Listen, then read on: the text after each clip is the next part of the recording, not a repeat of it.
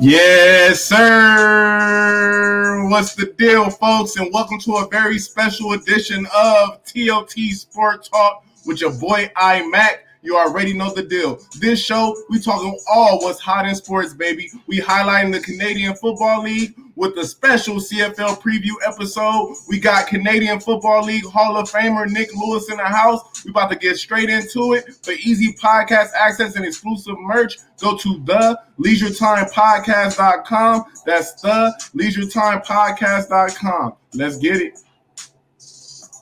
What up? Hey, what up, Hall of Famer, man? What up, big bro? Hall of Famer. Real quick, man. Congrats on that. What do you get? What do you feel when you just hear that, like, Hall of Famer Nik Lewis?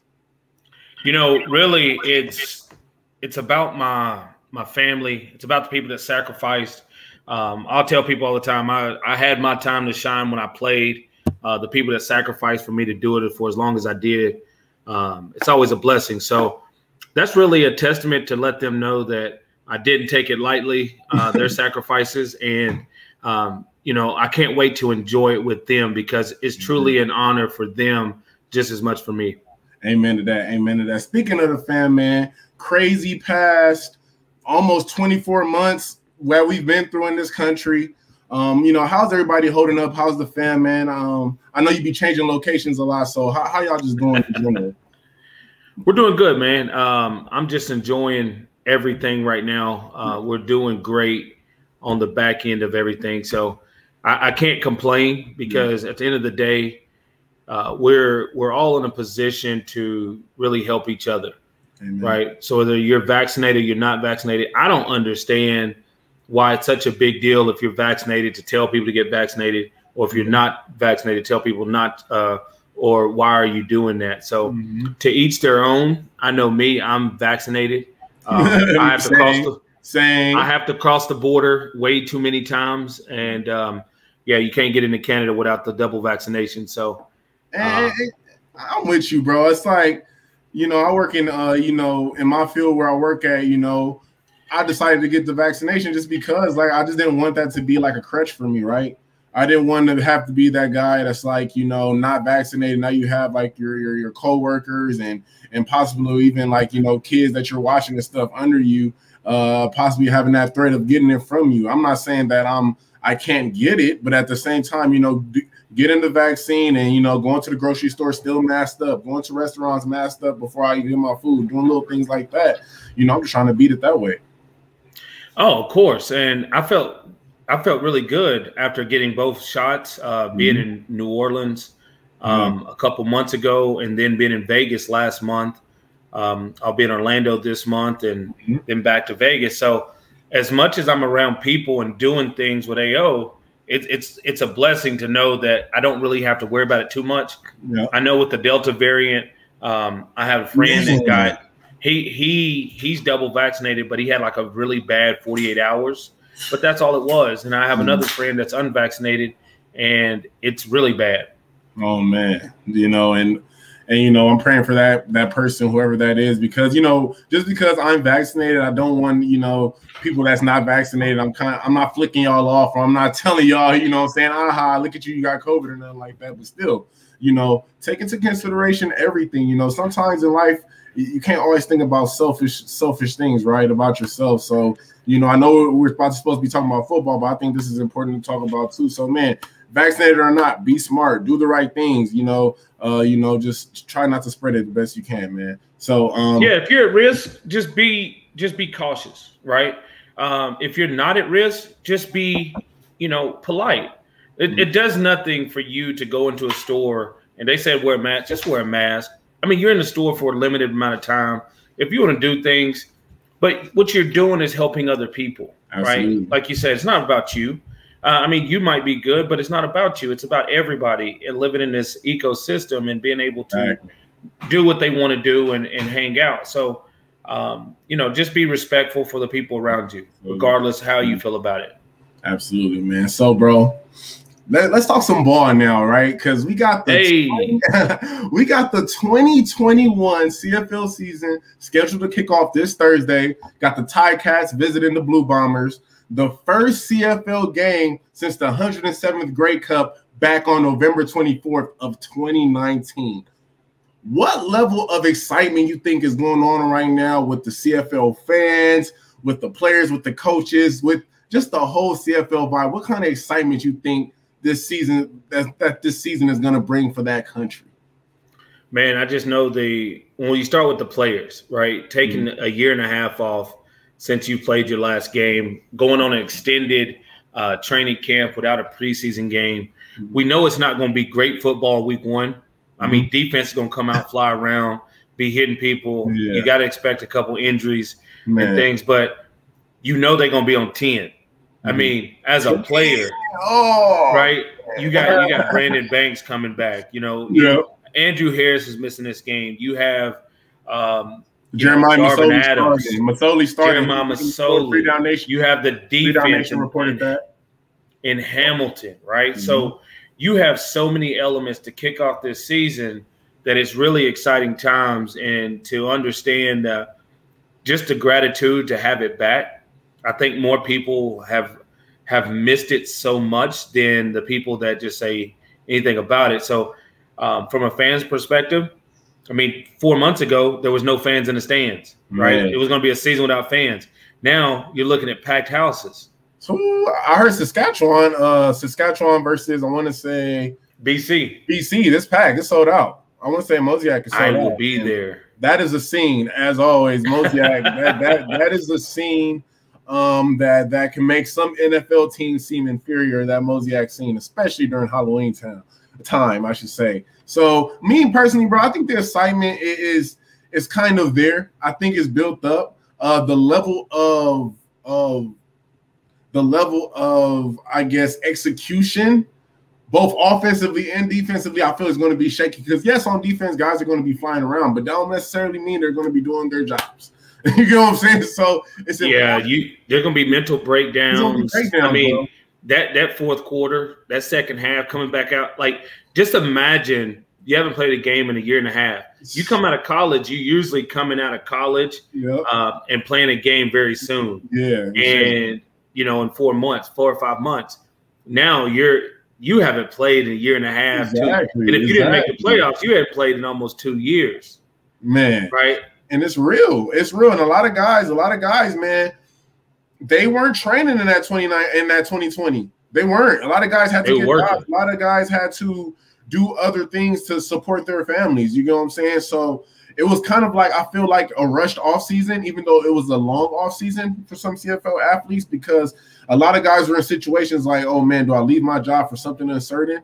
And some guys was like, you know, dang, how long am I going to train for? I at least deserve a couple weeks or a month off, because I've been training since December 2019 and we still ain't played, you know? So I'm just so happy for CFL fans, especially those fans in like the areas of Saskatchewan, right? Edmonton still had hockey in us, but Saskatchewan specifically, Winnipeg, Hamilton, those kind of communities that really love their football team. So when the season got canceled last year, bro, what were your thoughts and how the league handled that situation? Because I really wanted your thoughts on this. I think around the time I wasn't really I think I've seen probably a tweet or two with your thoughts regarding this matter. So you got the floor. What was your thoughts on that?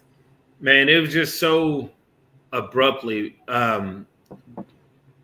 First of all, I didn't like the way they handled it at the beginning, because when the NBA canceled their season, they acted like, okay, a month from now, we're still on pace.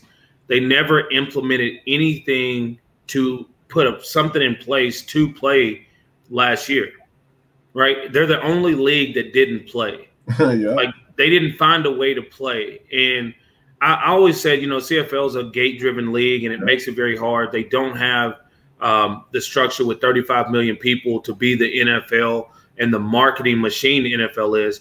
Yeah. I mean, just from a standpoint of the NFL, just from one standpoint, each team's gonna make $321 million off a TV deal, right? Each team. The salary cap this year is $182 million.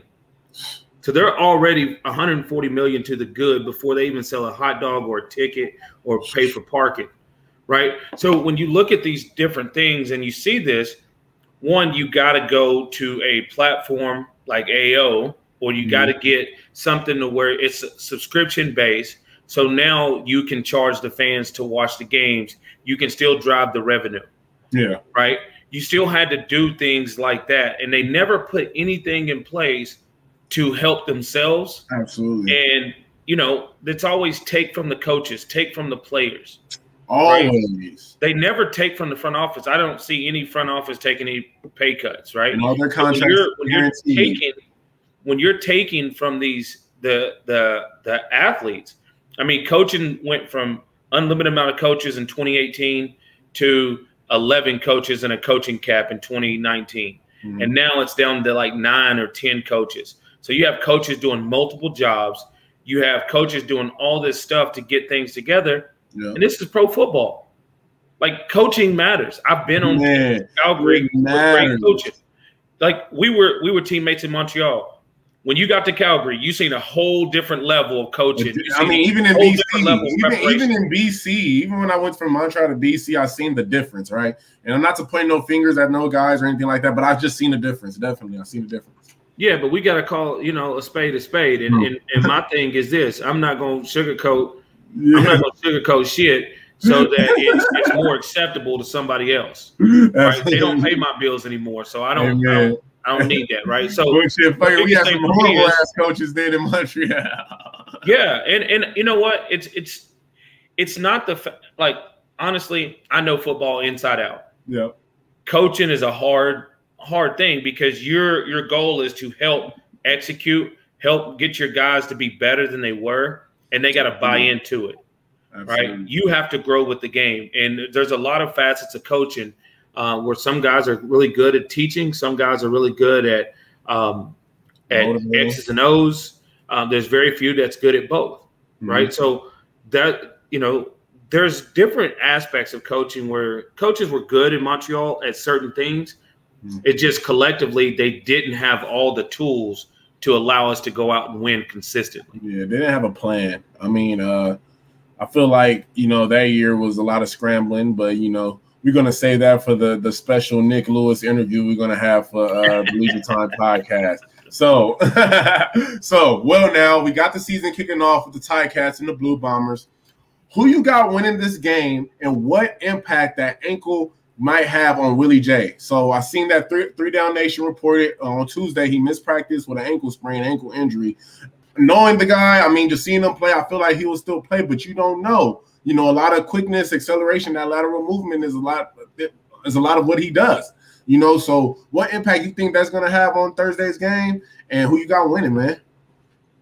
First of all, I got Hamilton winning with Willie. He's a gamer. He's definitely what we call a super vet. So he's going to take that day to rest it, knowing that he can go through walkthrough today, get ready for the game. But Willie don't play the run that well anyway. Right, just like NFL, right. So he's very athletic. He's very, he takes chances on the run. He takes chances. Yep. The good thing about Willie is he can get you in space. He can make a lineman miss and then make a tackle. So he's good at tackling. He's good at a lot of different things around the box. But if you just run at him, you have a much better chance of getting positive yards. Now the ankle will come into play if you do run at him. He's not going to be able to anchor. And Hamilton gonna come out there with the 6 O-linemen, the extra O-line set. They're gonna run them. They're gonna run stretch. They're gonna run zone. They're gonna run counter power. And they're gonna attack them. They're gonna attack them. You got Thomas Erlington over there coming off Don Jackson. Don Jackson. So they're gonna come out run the ball. They got great receivers over there. Brandon Banks coming off of MVP 2 years ago. Speedy B. He's going to be looking to put on a show. Man. I think what it's going to come down to is this. We know the first half's going to be shaky. We know second half, people are going to the fatigue's going to set in because you haven't played so long. We understand people are going to cramp. We know the rosters are down to 43, 44 people this year. Yeah. So what are you going to expect when these backups start coming in the game, and where the bust's going to happen and those things. Also, one of the things that's not talked about is Buck Pierce is making his first appearance as an offensive coordinator. Oh, yeah. Right. Pete Costanza goes from Calgary now to Winnipeg. So what Calgary elements is in that offense now with Pete Costanza and Buck Pierce? Because, Buck's influence was a lot of BC influence. Yeah. Now he's getting some from the Calgary from Pete, but a lot of it comes from man, I can't remember his name off the top of my head, the head coach in Ottawa. But anyway. Man, I forgot his name. I forgot his name too. Yeah, I can see his face. Yeah, I can see his face, but I can't remember his name off the top of my head. But there's three influences right there that's different in, the one offense that Buck's used to since he's been a quarterback coach is movement. A lot of pulls with guards and tackles, a lot of misdirection. They're not going to have Andrew Harris, so let's see what they got. Let's see what they got. Paula I'm gonna say Paula Police. Paula Police. Yeah, Paula the Police. No, hey, he lucky I ain't one of his players. I have plenty of jokes for Paula Police. Oh, hey man, but me man. One thing that's always overlooked when you playing a Winnipeg BlueBomber team is that special teams, dog. That special teams is always on point. Michael Shea. I always say that they're one of the best. O'Shea got them guys always dialed in. They always got a trick play. They're technically sound on that side of the ball. And I think special teams play, especially early, is gonna be key. Mind you, Hamilton TiCats do got Jeff Reinbold, a great coach, coached me in BC. Great coach, Hawaii Life, shout out coach. But man, I know that Winnipeg, man, I'm just not gonna count out Winnipeg special teams, and I'm not going to count out that pass rush. They may be missing Jefferson, but they got the other bull over there too. His name is slipping. Jackson Jeffcoat. Jeffcoat. He can rush. He can rush as well. Yeah. They always got a linebacker or two. Always got some fast DBs, but I still got Hamilton, like you said. I think Jeremiah want to make a statement this year. Him, VA, and probably Bo Levi will be my top three for MOP right now. I think that all three of those guys have something to prove, and I think that those are my top three right now. But for this game, I do got the TiCats winning too, bro. I think that's an awesome pick. Yeah, I think, you can't count out Winnipeg Stadium too, right? Yeah. You go in there, that fan's going to be loud. I don't know how many people vaccinated. We're going back to that, but I heard in Winnipeg you got to be doubly vaccinated to be able to get in the stadium. So that could play a factor, but I know if you're a Bomber fan and you're in the house, you're going to be making noise and having fun. Exactly. So final score, Nick, what you got? Final score, I just think there's going to be sloppy play. I think there'll be a couple busts. So I'll go with a 31-21 game, Hamilton. All right, I like that. I think I'll say a little bit lower scoring than that, man. I think Speedy B get behind the defense once early.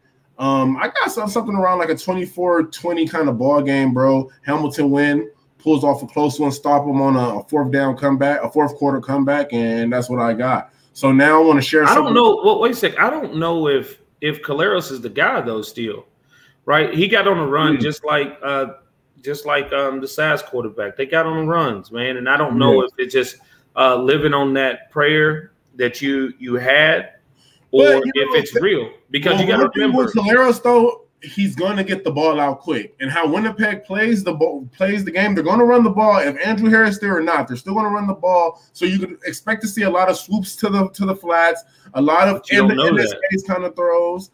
You don't know that. You don't know Buck's offense. Yeah. I mean, there's going to have elements, but you don't know Buck's a quarterback. You don't know if Buck's going to be able to throw the thing. But he got to know his quarterback history though, too, bro. You can't have Caleros sitting back there for more than 4 seconds without that ball getting out of his hand.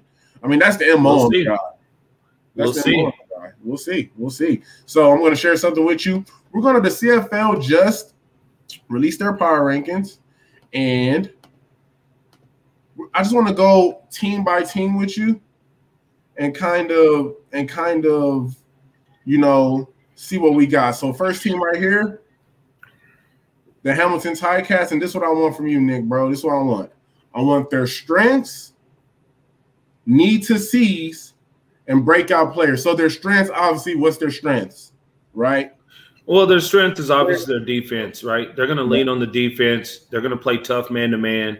They're going to mix in some combo coverage on defense. That's what they do. And Jeremiah Masoli's got Dane Evans right there with him. So they're not really worried about a quarterback. Jeremiah's got some pressure to play consistently, or they will change quarterbacks. But I just think what I need to see out of them is Speedy B coming out, being consistent, staying healthy. We know with you can't take the Ferrari out of the garage every day. So after so long off, we have to see him be healthy and not have any hamstring issues or not taking any play shots early. That's it. And I think that's just the gist of what they do. Effective run game with the running backs that I mentioned earlier, and Jeremiah Masoli just not feeling pressure and going out there playing well. Need to see. What do you need to see from them? What do you need to see from the Hamilton TiCats to believe that they can be Grey Cup champions? Pressure. They're missing Amondo Sewell now, so they're going to need some. They're going to need some pressure up front, and we'll see. TiCats didn't have Mondo. Oh no, they didn't have Mondo. They have Ted Laurent. I'm sorry. So they got Jagarrett Davis, and I want to say they got Jagarrett Davis. They got Ted Laurent. Adrian Tracy's gone. So I'd say pressure up front with their front four, getting consistent pressure and having a consistent run game with that backfield to take some of the pressure off of Jeremiah Masoli, who hadn't played in a long time. And breakout player from the TiCats this year. Who will be the breakout player? Breakout player for the TiCats, I think it's going to end up being one of the running backs. I think it'll be Don Jackson or Thomas Erlington, right? So I think that's where it's going to really factor in the most is what they're doing in that backfield. Amen. So now let's move on to the one and only Saskatchewan RoughRiders, baby. So yeah, they should be way farther down than 2. You think so? Why is that? I think in my power rankings, I would have them closer to 7. What? With Cody Fajardo coming back, AC Leonard off the D line. I think they have a great D line. They have Garrett Moreno. Powell at running back. Yeah, William Powell from Texas, Duncanville, Texas. Yeah. They got weapons, man. Shaq Evans at receiver, Inglewood kid. Shout out Inglewood, you know what I'm saying? Jamal Murrow, my guy, he's going to be the second string running back behind Powell. Cody Fajardo, as always, going to be mobile, going to be athletic. Is he the Jamal was just with me 2 days ago. So, yeah. Okay, shout out more. Okay. Good people right there, man. Great people, man. So what are their strengths then, man? We're going to just base this on what the CFL think is power. So what do you think their strengths is? I think their strength is obviously that D line. When you look at a Micah Johnson, Garrett Moreno, who was ranked, I think, number 3 behind Jadeveon Clowney and coming out a couple years ago. Or not Jadeveon. I can't remember what defensive end, but he was ranked as the 3rd rated pass rusher and defensive lineman coming out of college when he came out a couple years ago. So I don't know what happened in that time frame, but I know he's here now, and I know he's been wrecking shop all of training camp. So he's talked about very highly here, and mixing him at D tackle with Micah Johnson, who I think is the best D tackle in the league. And then you put an AC Leonard out there. Obviously, Sass had another D lineman go down with an ankle injury, so torn Achilles. So we have to see who's going to be that 4th-round draft pick. I want to say for the Baltimore Ravens, had a couple sacks in the NFL too. Man, tough loss. Yeah, so we'll see what they do to complete that deep front. But I just think that when you look at Nick Marshall in the secondary, you look at Ed Gainey over there. Nick's getting comfortable. Ed's a great playmaker in the secondary. I like but you can attack Ed. Last name. What's his name? Poyfer?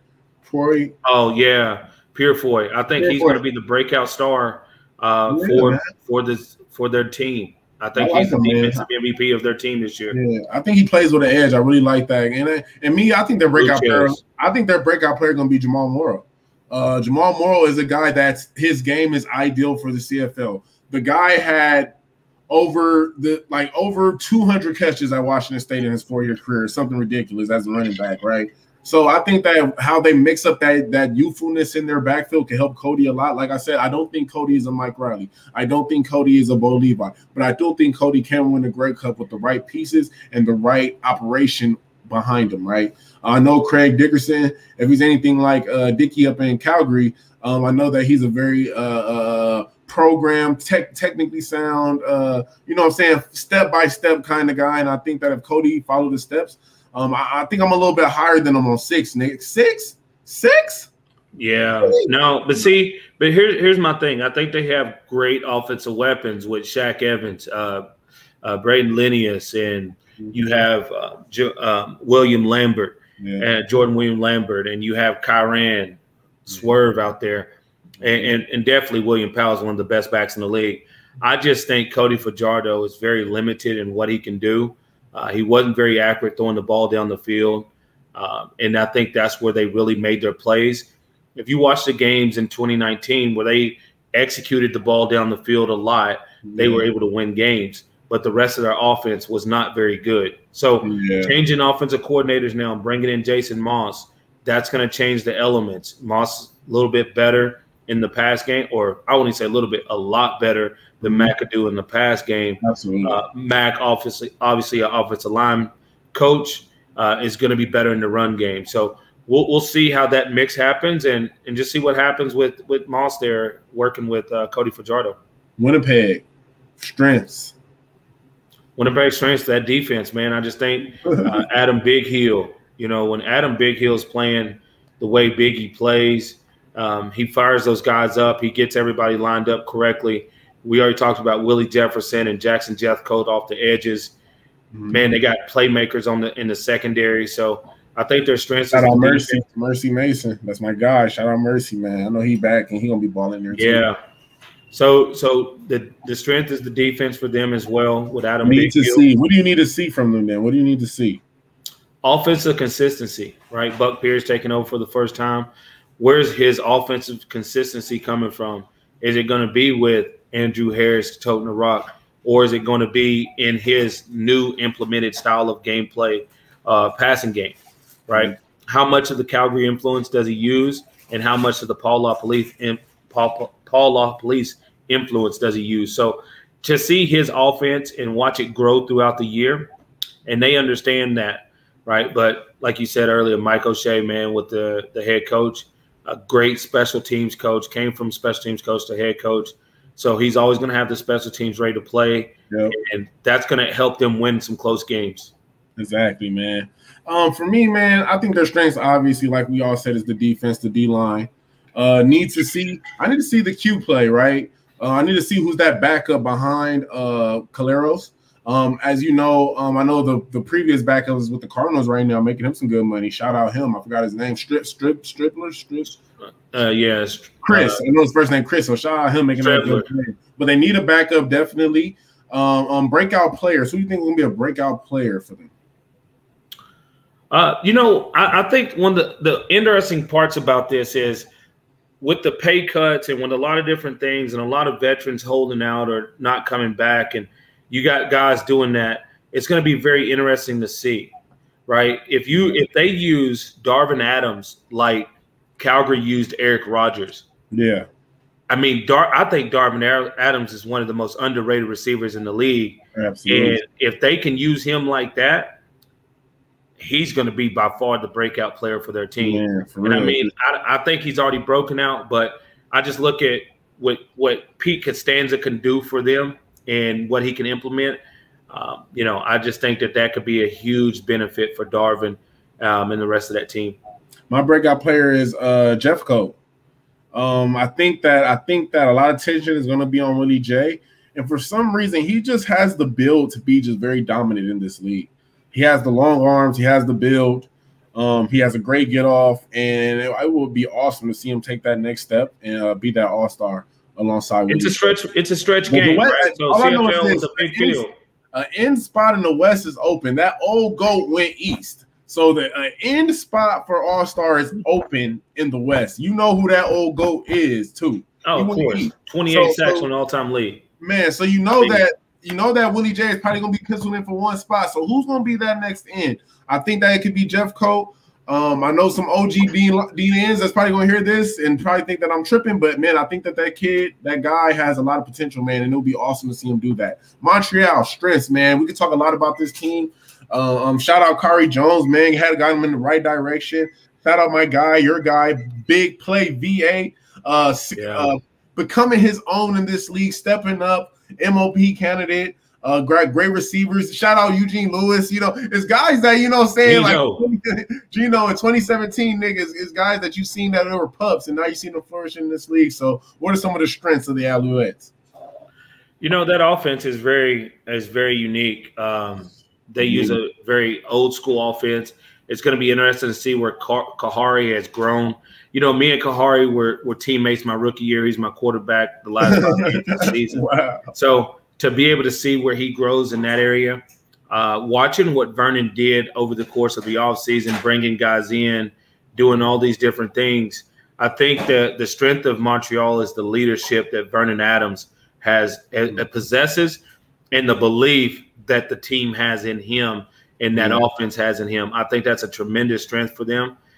Defensively, Baron Miles for the first time as a D coordinator. What's his defense going to be like? He played under Chris Jones. He's played under Benavidez. He's played under different people. So it's going to be interesting to see now what influences he has in his defense and what elements he decides to bring out the most. So I'm looking forward to see how that defense is going to fly around. You know, Pat Levels, he did well. You got a lot of those guys in the second. You got Mondo. They signed a guy named Nik Yessirrr in Edmonton. He went to the Raiders. I love Nik Yessirr. Nik Yessirr's a dog. So, they also got they signed a good Canadian in too. I don't know if you know, his name is David Menard. Great Canadian in. He's a motor guy, right? He's a motor guy. He's going to go in. He's going to use his motor. He's going to go. He's going to give you everything. He got every play. That's a great Canadian talent to have, right? As a Canadian talent, that's just a good guy to have. And, you know, obviously they got Greg Reed in the secondary. He's always a big play potential guy. And I like the Winnipeg guy, man, the receiver Winnipeg, number 9, man. He has a savvy about him. He has a savvy about him that I really like a lot. And, like, Bray, I think that missing Bray number 4 is going to hurt them a little bit. I think that's the spot that they need to fill. BJ's back. BJ's back. But man, that Bray kid can get behind the defense now, man. He reminded me of a Speedy B type. Quan Bray can run. I really like what they have in BJ. Yeah. I really like what they have in a couple of those other receivers. You know, Gino's a great 50-50 ball guy, right? Very athletic, got big hands. I told him now that I'm gone, he can be the best Lewis in the league.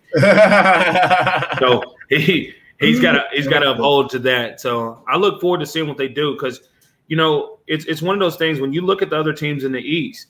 You look at a Hamilton, who we talked about earlier, that has a lot of great vet presence, has a great atmosphere and understanding that. You look at Toronto, who's rebuilt, and Ottawa, who's rebuilding. Montreal is going to see where they stand, and I think with talent-wise, they're going to be able to withstand that. I need to see Vernon be consistent. Right. Like, Vernon can't take the shots that he took 2 years ago. When he's running downfield, he's got to slide. He can't take those shots. Right. When there's nobody there, he's got to take the 3 and out. You got to know the punt is not a bad play. Right. Those consistent things in Vernon becoming that. Like Vernon right now, I feel like there's I call it the 3 tiers of quarterbacks. Right. So in the top tier, you got Mike Riley and Bo Levi. Underneath that is really Trevor Harris, Vernon Adams, and Jeremiah Masoli. Underneath that, you have a wide group of quarterbacks that are sitting there that are right on the edge of moving up. You know, you got Matt Nichols, who's consistent but doesn't show in the playoffs. You got a couple of those guys there that are trending towards that way, but I think Vernon's trending towards that top spot with Bo Levi and Mike Riley. But it just takes that consistency, right, and winning consistently and being able to have that quarterback play that's going to transfer over. Man, and that's absolutely that. My need to see, though, honestly, is the linebacker play. They don't sign He Who Knocked Back. I call him He Who Knock. I don't even know his real name, but He Who Knock. That boy, Enoch. They ain't signed him back yet. I think that's a loss. They do got Aki back. That's going to be cool. But to me, Aki was always more of a safety. He's learned will linebacker great, and he's a great will linebacker. But you know, just having that solid middle linebacker next to Aki was always a plus to me, right? I also know that they're going to be missing another end opposite of Usher. Who's that going to be? Is it going to be Simmons? A guy like you just don't replace a guy like John Bowman, right? With anybody, right? So you got to have somebody opposite of Nick Usher to make sure that pass rush is up to date. But my breakout player for them, man, it got to be VA. I think VA is the MOP this year, man. Straight up. I seen his work this offseason. I stay very close to him out here in Washington, and I seen him train, man. And I think that this is the year, if any, for him to be the MOP, man. So Edmonton Elks, man, need strength. Edmonton Elks. They have none. I was about to say, man, come on, this ain't no Labor Day Classic, man. Ain't no Labor Day, man. Come on, man. Edmonton, you know, I just think the Edmonton Elks, they have a strong O-line usually every year. That's one of the things they're known for. You look at the connection of Trevor Harris and Ellingson on the offense. So it's going to be interesting to see what they do. You know, they made some big cuts on defense. Big cuts. And yeah, cutting a couple guys. They cut their defensive rookie of the year. Yeah, that's random. But let me tell you something. They got my bro there, Keyshawn Bietta. And when I tell you he can go, Nick, he can go. That's all I got to say. Well, that's the most interesting part about this.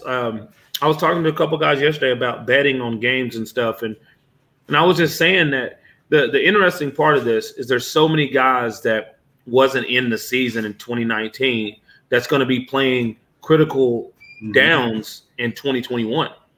We don't know who they are yet.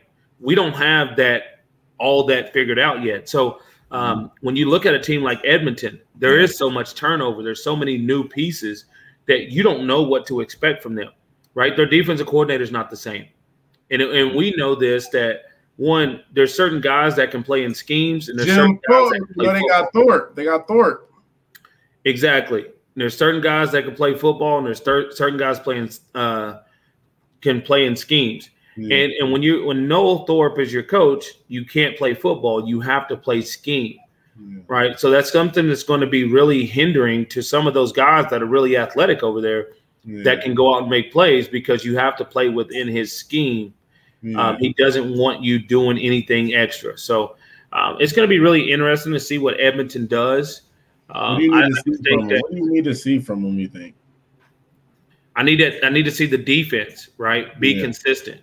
I need to see the defense make some stops. I think the offensively, without Jason Moss now, we're going to see what happens, how this offense flows. But they just have I don't know how they're five. They have too many new pieces. You have a new OC, you have a new DC. You have a new head coach. Trevor Harris, his style of play, though, bro, and he got his coach from Ottawa, so it's going to be a lot of dinking and dunking, a lot of zone reads, like, you know what I'm saying? Trevor Harris is who he is. They're going to get the ball out of his hands quick. But what did Ottawa win? Nothing. Yeah. But that's what I'm saying. It's like Trevor Harris gets to go back and be who he was, average under 7 yards and on average at a 10. Yeah. Right? That's who he is as a quarterback. So we get to see him. He's not going to be forcing the ball down the field very much. They don't have a Brad Sinopoli. They don't have those other pieces that Ottawa had that made the game easier. Yeah. Who's the breakout player for the Elks, you feel, though? Who's the breakout player for the Elks? You got me, Nick? Oh, I hear you. Oh. I hear you. You know, I'm just going to say like this. I got Keyshawn Bietta, man. I got Keyshawn Bietta. Alpha, hey, that's going on the gram. I think the breakout player for Edmonton is going to be somebody new that hasn't been there, that's going to come out and make a name for themselves early and continue to run it. They're definitely putting their young guys in position to be rookie of the year, to go out and do some really big things. So it'll be very interesting to see what happens with that team. All right, so you're a former team. Calgary Stampeders, shit, my former team. Calgary Stampeders, baby. Strengths of the Stampeders. I think I already know what you're going to go with this. What's the strengths of the Stamps? The secondary. Oh, secondary. Ooh. Yeah. Okay. Dude, they lost Brandon Smith, but you bring in a Richard Leonard. You bring in you bring back Amos. Like, dude. You got Brandon Dozier. Jamar Wall. Jamar Wall is one of the most technically sound DBs there is in this. Well, I tell you this. If he was 3 steps faster, he would be top 5 DBs in the NFL. Easily. Jamar Wall is that talented. It's just a speed thing with him. But the good thing about it, when you're not a speed guy like myself, you can play for a long time because you understand the game. You're technically sound. And I just think what Brent Monson does with that defense, what they're doing with their middle linebackers and everybody all over the field, they're going to be talented. Jameer Thurman's back. Yep. Right? So what they're going to be able to do defensively is going to be very, very good, and you never have to worry about the Calgary's offense is always talented. Man, Bo Levi, I mean, that's the strength always. Bo Levi Kadeem Carey is Carey. Like, come on, man. When you hear Bo Levi, man, that name carries, like you said, man. That's a guy easily I feel that could be playing on Sundays, man. Being around him, how he leads the squad and his demeanor and how he works. I think he's a strength, and as he go, they go. What do you need to see from the Stamps? You know, the biggest thing was they lost Eric Rogers. They lost a couple guys in the receiving core. But here's the cool part. Marquay McDaniel's back there. Yeah. Marquay came to Calgary in 2011. When I was there, Marquay was under me, and I helped Marquay. And Marquay was, when I left, he did the same thing that I did for guys. And, you know, you look at Kamar Jordan being there since 2012, going into year 9. Man. Having a year and a half, you know, he's 2 years removed now from that ACL injury. Man. I'm looking forward to see him go out there and play big. And, you know, they're going to have some receivers go out there and have big games. They're tall, they're athletic, they're going to fly around. But I think Kadeem Carey's that guy. Calgary's always been built on the run game, from Joffrey Reynolds to John Cornish. You know, mess him for a short time.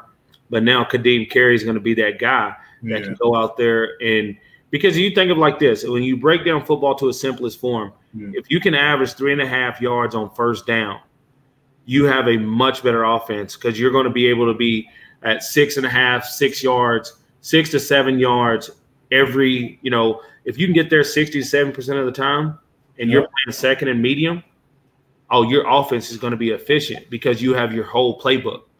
It's the teams that get stuck at second and 8 or longer that struggle the most. So with Calgary, with their ability to go out and run the ball the way they do, and Kadeem Carey being so big and be able to do that, giving Bo Levi the access of the whole playbook and Dave Dickinson the access of the whole playbook, 60% of the game, that's what makes the game so easy. Yeah. Makes sense, man. Yeah, that's just I just need to see what they're gonna do up front, man. I'm not saying that because they didn't re-sign me. All right, I'm not saying that because they didn't re-sign me. Right? I need to see what they're gonna do up front. My boy Flo is back. A lot of potential there. A great guy. I know that he's gonna bring it. They just re-signed the OG. Not to you, you probably his OG, but to me he was an OG. Sean Lemon, a guy that I remember when Lemon asked to be released in 2012. But he made a big deal out of it. Well, he was behind Cordero Law. He was behind Charleston Hughes. Yeah, he was behind three other defensive ends, and 2 of them went to the NFL right after, right? Yeah. And then Lemon came in, he started, went to the NFL right after, right? Yeah. So there was a stretch of like 5 years where if you lined up across from Charleston, you're going to the NFL the next year. Man, what you saying, man? That's what I got hurt, man. I was trying to, even though Charleston wasn't there, I was trying to get, because at the end of the day, that horse means something. NFL team, even when NFL teams see that horse, it means something, right? We're gonna be quick with these 3 teams, man. What's some strengths you see from BC? Needs to see and breakout player just real quick. I think the strength of BC, it's going to be interesting. Jordan, their offensive coordinator, has never been an offensive coordinator. He's a Mike guy. been in Edmonton for a long time. I remember him when he first broke into coaching, when he was kind of guest coaching for us when he was just out of college. And he's come a long way. It's going to be interesting to see where he takes from Mike, because I know Mike holds the ball way too long half the time. Man. And Mike's going to be putting the ball down the field. And Mike's going to be taking hits. Receivers with Dominic Rhymes and Brian Burnham, and you got Javon Catoy, Shaq Johnson, right? So I'm looking to see how that's going to interfere. Will they rein Mike in so he's not taking those big shots and things like that? Rick's a defensive guy, so it's going to be interesting to see what Rick does with the defense over there. Definitely a talented defense. You got TJ Lee and those guys coming back. So I think BC is a toss-up. I think they definitely have the ability to go out and play well. It's going to need to keep Mike upright. That O-line's going to have to show up. And if they can keep Mike upright and Mike can go down the field, it's going to be great. Breakout player for BC, my boy Jamel Lyles. I'm looking forward to seeing him get on the field. Oh, running back, 39. I want to say 39. Yeah, I like him. Is he a Canadian kid? He's a Canadian kid. Canadian kid. He's like 22. That's value. He's 32, I think. Something like that. Something like that. I just know he was a baller. Yeah. He could ball. He could ball. My breakout player with BC. I'm gonna Odom. His last name is Odom. I got an insider with the D-line coach. I'm really good friends with the D-line coach up there. He told me it's a kid named Odum. I can't pronounce it. I'm sorry if I mispronounce your name, bro, but I'm expecting you to be the breakout player. He told me during training camp that kid had a motor during training camp. So you know me, I'm a motor guy. So I love hearing the kids that got the motor and also the talent to go with it. So I'm looking after him. Jamel Lyles 26. Yeah. He's very talented. Very talented. So Calgary East, strengths, need to seize and breakout players for Calgary East. See, this is where I would put Sass back here because, my biggest thing is this. Toronto has an NFL roster. Man. Right? Martavius Bryant, Eric Rogers. They have 5. Toronto probably has 8 or 9 starting receivers on their roster. Man. Right? Bear Woods is manning the middle. Bear Woods is one of those dogs. He's one of those guys that you love to suit up with and you love to play football with. They got Charleston Hughes. I mean, every time they sign somebody, they got Cam Judge, right? Every time they sign somebody, like, whoa. They got Shane Ray. I heard Shane Ray was killing in Argo camp. Of course, right? So the biggest thing for me. Oh yeah, they got the GOAT. We can't. They got the GOAT too. Let's not overstate that. They got the GOAT. If you don't know who the GOAT is, Charleston Hughes. The man got more sacks than a lot. I'm saying he got about like 133 times more than me. That's how many sacks that man got. It's ridiculous, man. But Sean Oakman done showed up. They got Sean, Did he make the squad, Sean? Did he make the squad? I'm not sure. Coney Ely. Man, right? Enoch is there. Odell Willis is there. OG, shout out OG. Odell there. I know he got something. Odell Willis is there, right? So you're looking at this whole thing. I think the biggest thing is, can Nick Arbuckle prove that he's a starting quarterback? He's paid like it. Can he prove that he's a starting quarterback and go out and be consistent?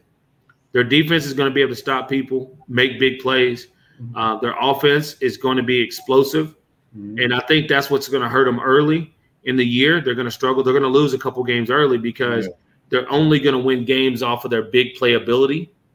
But then when you look at 6-7 games in, you don't want to play them. Man, you know that the East, man, you know you ain't got to win too much games to get into the playoffs in the East, man. So I think that's changing. I think that's changing. Oh, that changed? Right? I think that right now, if you look at what Toronto's done as a whole, you look at what Montreal's done, and you look at what Hamilton does, I wouldn't want to play either one of those 3 teams in the playoffs. So as far as saying, like, I wouldn't want to cross over to go play one of those teams in the playoffs. Hold on. So are you trying to say that the East has overtaken the West in the CFL? No. Oh, okay. But I'm just saying, like, if you're the 3rd place team, if you're 3rd or 4th, remember, if you were 3rd or 4th, you're like, it don't matter if we get 4th, we can go play an Eastern team. Yeah. Nobody's saying that anymore. Yeah. Nobody wants to say that to go play a Toronto or Montreal or Hamilton in the first round of the playoffs anymore. At their house. Yeah, that's tough, Yeah. man. All right. So last but not least, Ottawa RedBlacks, dude. Strengths need to see. Oh yeah. For the Argos, breakout player. I don't think we did breakout player. What do you think breakout player for the Argos? Breakout player, like you said, Shane Ray, and obviously Nick Arbuckle, man. Yeah, I think Nick Arbuckle's got to show. I think Nick Arbuckle's got to show that he can do it. Yeah. And you look at we always talked about it. Yep. On the other side of Charleston. Yeah, what's going to happen? Get back to the NFL. You know the NFL team's looking at him. I'm looking forward to seeing what he does. He's very dynamic. I mean, you don't go in the first round or first 2 rounds without being dynamic. So there's other factors that always play into athletes succeeding and not succeeding. So I'm very interested in seeing what happens. Last but not least, Ottawa RedBlacks. Strengths need to see breakout player. Well, another one of those teams. Ottawa only won 2 or 3 games in 2019. New coaching staff coming in, a lot of new players. You know, I don't know what's going to happen with Ottawa. Paul LaPolice's offense is different. It flows. It's a flowing offense. Yeah, with a lot of misdirections, more college style offense than a pro style offense. So it's going to be really interesting to see the pieces they put in place, because when you only win 3 games out of 18, you got to expect changes. So for real, you got to expect changes. So, for real, bro.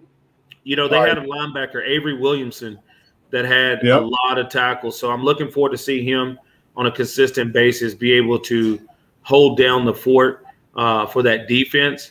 But there's going to be so many new pieces. We just don't know what's going to happen. I think that the comfortability of Matt Nichols in that offense is going to help Paul LaPolice. But I just don't know if Matt Nichols is good enough to take a team like that and make them good. Absolutely, bro. And you know, this is the biggest question mark in the league, this team.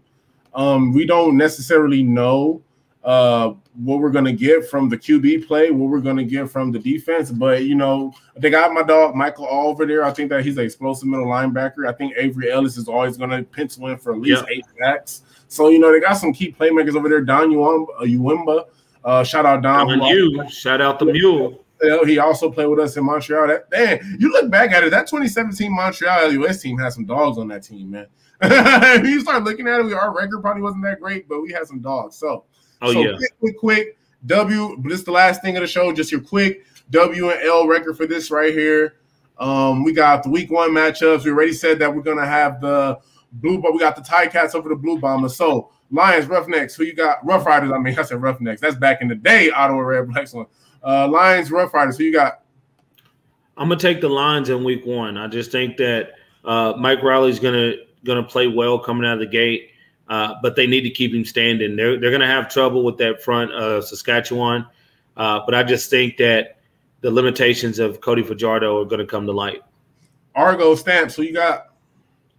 Stamps. Like I said earlier, I think the Argos are going to make some big plays. They're going to look good in spurts, but I just think the Stamps are consistent, right? They're consistently good, and they'll find a way to win the game back there in Calgary. And it's a home game. Calgary don't lose at home.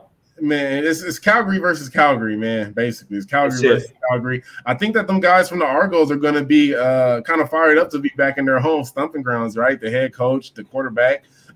You know, I think that one might be a little closer to what you think, but I got the Stamps too. Last but not least, RedBlacks and the Elks. Who you got? Elks. I mean, I don't know who the breakout star is going to be, but he probably won't even have to show up to beat the RedBlacks in week 1. So, oh my God, the disrespect! We'll see. You are so disrespectful. We'll see what happens. I mean, it's not disrespect. It's just so many different elements, right? When you're taking new teams, there's so many different elements that go into play winning football consistently. Absolutely. And you can't just it's hard to show up on day 1 and be that team.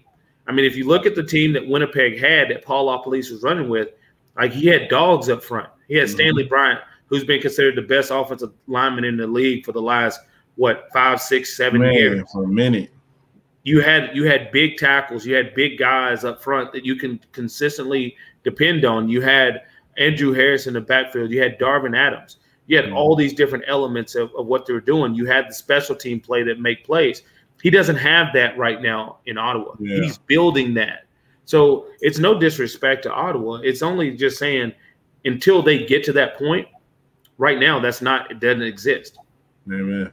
So, man, there you have it, folks. The CFL special preview with the Hall of Famer, the all-time receptions leader in the Canadian Football League, Nik Lewis. Nik, appreciate you, big bro. We need the interview soon, too, as well, man. Let's do it. I appreciate you for having me on. Shout out AL Sports. Yes, sir. AL Sports, man. AL Sports, man. We're going to dive into that more in the interview, man. Big things coming with AL Sports, man. I'm going to holler, bro. Indeed. All right. Peace. Peace. All right, then, guys. Do you have it, folks? TLT Sport Talk CFL preview special, baby. See ya.